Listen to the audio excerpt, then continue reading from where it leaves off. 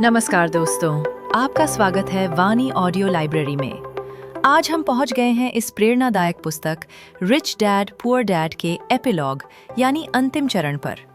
ये वह हिस्सा है जहां लेखक रॉबर्ट टी कियोसाकी हमें एक गहरी सीख देकर जाते हैं कि अमीरी केवल पैसे से नहीं बल्कि सोच और कार्यों से शुरू होती है। एपिलॉग में रिच डैड की वे अंतिम शिक्षाएं हैं जो हमें याद दिलाती हैं कि अगर हम अपने आर्थिक भविष्य को बदलना चाहते हैं तो हमें खुद पहल करनी होगी, खुद सीखना होगा और जीवन में आने वाले अवसरों को पहचान कर उन पर कदम बढ़ाना होगा। आज के इस अध्याय में हम समझेंगे कि क्यों एक्शन ही असली कुंजी है और कैसे सही निर्णय सही वक्त पर आपकी पूरी जिंदगी को बदल सकते हैं। तो आइए शुरू करते हैं रिच डैड पुअर डैड के एपिलॉग की यह प्रेरणादायक यात्रा। सोचिए, क्या सिर्फ $7,000 से $4 लाख जैसी एक बहुत बड़ी फाइनेंशियल प्रॉब्लम सॉल्व हो सकती है? सुनने में शायद अजीब लगे, है ना? पर आज हम एक ऐसी ही सच्ची कहानी देखने वाले हैं जो बताती है कि ये कैसे किया गया। देखिए, $4 लाख बच्चों की पढ़ाई के लिए, ये रकम किसी भी परिवार के लिए बहुत बड़ी होती है। सच में एक पहाड़ जैसी मुश्किल लगती है ना?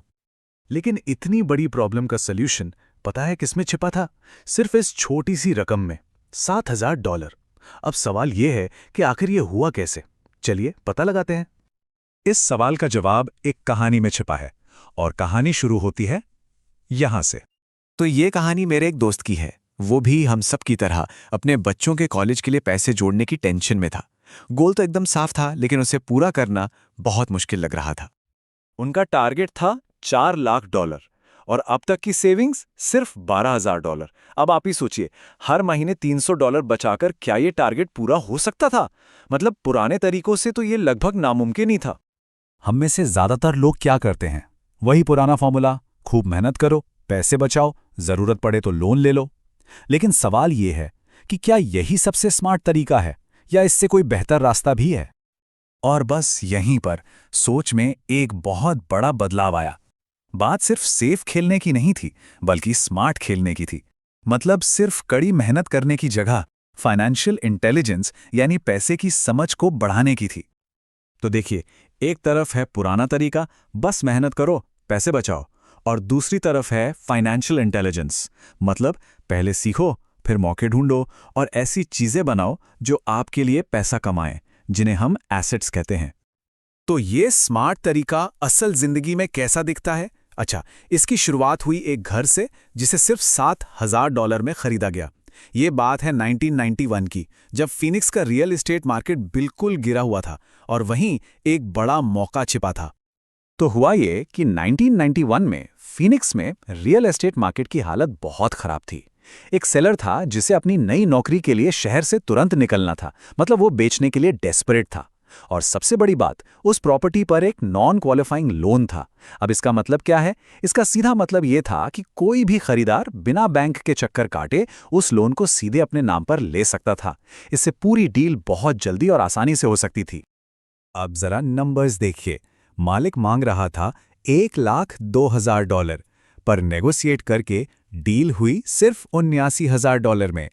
उस घर पर पहले से $72,000 का लोन था, तो मेरे दोस्त को अपनी जेब से कितना देना पड़ा? बस इन दोनों के बीच का फर्क, यानी सिर्फ $7,000। मतलब पूरा प्रोसेस हैरान करने वाला सिंपल था। स्टेप 1, गिरे हुए मार्केट में एक ऐसा सेलर ढूंढो जिसे बेचने की जल्दी हो। स्टेप 2, अच्छी तरह नेगोशिएट करो। स्टेप 3, लोन अपने नाम पर लेने के लिए सिर्फ मालिक की इक्विटी यानी वो $7,000 दो। और स्टेप 4, घर हाथ में आते ही उसे किराए पर चढ़ा दो। और कमाल की बात यह थी कि पहले दिन से ही घर का किराया, लोन की किश्त और सारे खर्चे निकालने के बाद भी हर महीने $125 जेब में आ रहे थे। मतलब जो प्रॉब्लम थी वो अब एक छोटी सी इनकम का जरिया बन गई थी। लेकिन कहानी यहीं खत्म नहीं होती। असल में ये तो सिर्फ शुरुआत थी। अब असली खेल शुरू होता है कि ये पैसा बढ़ा कैसे। तो देखिए, 1991 में घर लिया गया। 3 साल बाद 1994 में उसे $1,56,000 में बेच दिया। फिर उस सारे पैसे को एक मिनी स्टोरेज बिजनेस में लगा दिया। और सिर्फ 2 साल बाद 1996 में वो मिनी स्टोरेज बिका $3,30,000 में। जरा सोचिए, कुछ ही सालों में वो $7,000 कितनी बड़ी रकम बन चुके थे। अब सवाल है कि ये इतनी तेजी से कैसे हुआ। इसका राज है एक बहुत ही पावरफुल टूल जिसे कहते हैं 1031 एक्सचेंज। इसे आसान भाषा में समझिए। ये एक ऐसा नियम है जो कहता है कि अगर आप अपनी एक इन्वेस्टमेंट प्रॉपर्टी बेचकर उससे मिले सारे पैसे को फौरन किसी दूसरी प्रॉपर्टी में लगा देते हैं तो आपको मुनाफे पर कोई टैक्स नहीं देना पड़ता। मतलब आपका सारा का सारा पैसा आपके लिए काम करता रहता है और इसीलिए वो इतनी तेजी से बढ़ता है। ये ग्रोथ देखिए, कमाल की थी। सिर्फ $7,000 से शुरुआत हुई थी। पहली सेल के बाद वो बन गए लगभग $80,000 और दूसरी सेल के बाद सीधे $3,30,000। यही है फाइनेंशियल इंटेलिजेंस की असली पावर। और सिर्फ इन्वेस्टमेंट की वैल्यू ही नहीं बढ़ी, हर महीने आने वाला कैश फ्लो भी बढ़ता गया। घर से मिलते थे $125, मिनी स्टोरेज से आने लगे $1,000 महीना और फाइनल प्रोजेक्ट से लगभग $3,000 हर महीने, और ये सारा पैसा सीधे कॉलेज फंड में जा रहा था। तो इस पूरी कहानी से हमें सबसे बड़ी सीख क्या मिलती है? ये हमें आखिरी और सबसे जरूरी बात पर लेकर आती है, हमारे दो सबसे बड़े गिफ्ट्स। एक बहुत अच्छी बात कही गई है कि किसी के हाथों में क्या है, ये इस बात पर निर्भर करता है कि उसके दिमाग में क्या है।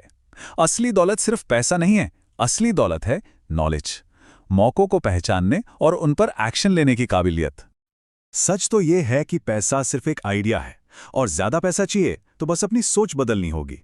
दुनिया में जितने भी लोगों ने अपने दम पर कुछ बड़ा किया है, उन सब ने एक छोटे से आइडिया से ही शुरुआत की थी और फिर उसे हकीकत में बदल दिया। जब भी हमारे हाथ में पैसा आता है तो वो एक चॉइस लेकर आता है। हम उससे फालतू चीजों पर खर्च करके गरीब बने रह सकते हैं, या फिर ऐसी चीजों पर खर्च कर सकते हैं जो जेब से पैसा निकालती हैं और मिडिल क्लास में बने रह सकते हैं, या फिर हम उस पैसे को अपनी नॉलेज बढ़ाने और एसेट्स खरीदने में लगा सकते हैं जो कि अमीर बनने का रास्ता है। तो सवाल यह है कि हर दिन हाथ में आने वाले हर $1 के साथ हमारा फैसला क्या होगा? चुनाव हम सबको करना है। दोस्तों, ये था रिच डैड पुअर डैड के एपिलॉग का प्रेरक संदेश। इस पूरी किताब ने हमें एक बात बार बार याद दिलाई है कि आर्थिक स्वतंत्रता किसी संयोग से नहीं मिलती, बल्कि सही सोच, सही ज्ञान और लगातार की गई कार्रवाई से मिलती है। उम्मीद है कि इस यात्रा ने आपके भीतर भी वो चिंगारी जगाई होगी जिससे आप अपने वित्तीय भविष्य को खुद आकार देंगे। अगर आपको यह वीडियो पसंद आया हो तो कृपया इसे लाइक करें, शेयर करें और हमारे चैनल वाणी ऑडियो लाइब्रेरी को सब्सक्राइब करें। धन्यवाद। फिर मिलेंगे एक नए अध्याय, एक नई प्रेरणा के साथ।